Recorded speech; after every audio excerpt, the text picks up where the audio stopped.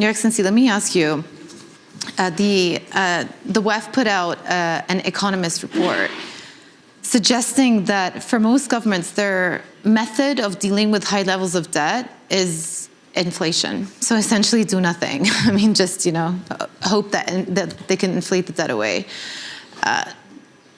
How prevalent do you think that strategy is? And number two, how successful do you think that strategy can be for emerging market economies?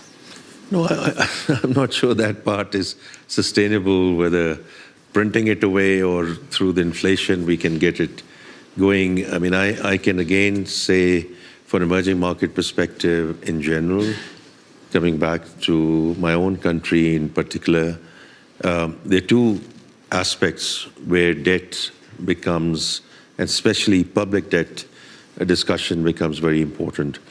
One is fiscal discipline or indiscipline, the way it crowds out the private sector lending. Mm-hmm. And I do think that's very important, especially in those countries where the emerging markets are very clear that the private sector has to lead the country. And therefore, the access to finance is very important, comes back to the fiscal deficit and the fiscal discipline that the government shows, because for the banking participants in general, capital markets in particular, is sort of risk-free lending. You give it to the sovereign, even though we might be rated wherever we are rated, but technically on ground, domestic debt is risk-free. So we have to be very clear and careful that we don't really diminish the private sector lending and crowd it out. That's one part of it. The second part of it, in the emerging markets, there are a number of emerging markets, including ourselves, which I mentioned are essentially in the top climate vulnerable countries. Not necessarily because of emissions, but essentially in terms of adaptation finance. And that's where, I'll give you a concrete example. In 22, we had a devastating flood in Pakistan. And in last year, we again had a huge flood in Pakistan. So it's the frequency is increasing, the intensity is increasing. So climate change for us is real. I mean, it's not an academic discussion. It has a real impact on our GDP growth. It has a real impact on our resources. The fact that we were able to build fiscal buffers over the last 2 to 3 years is that in 25, so 3 or 4 years back, 3 years back, we went into an international appeal right away to the UN agencies, etc., in terms of rescue and relief.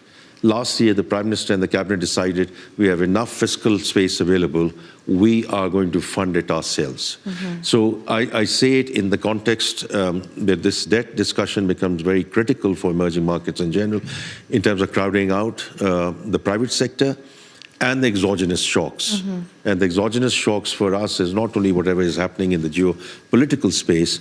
For us, climate change is real. Mm-hmm. And therefore, building the fiscal buffers and bringing in the fiscal discipline and therefore keeping our debt levels at the right level is extremely critical.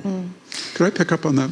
Because back in the WEF, when we used to talk about climate finance and public-private partnerships, it was all about mitigation, new technologies, and things like that.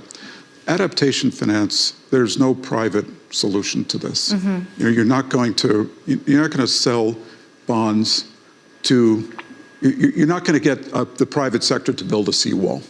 And if you think about adaptation finance, it's the global south that's facing it first, but we're all going to face it. So if you think about new demands for public spending, it will be around adaptation finance, whether it's seawalls, whatever it is, right? There's going to need to be investments made. And so as we think about this problem, it's not just about now, but it's in the future as sea levels rise, et cetera. But doesn't that entail a buildup of private debt as well? So but the financing for that all of it will be sovereign. Yeah.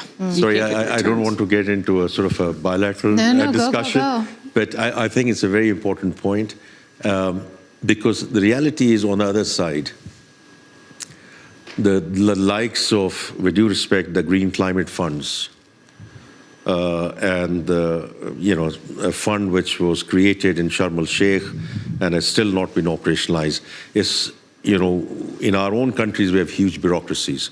These are one of the largest bureaucracies in the world.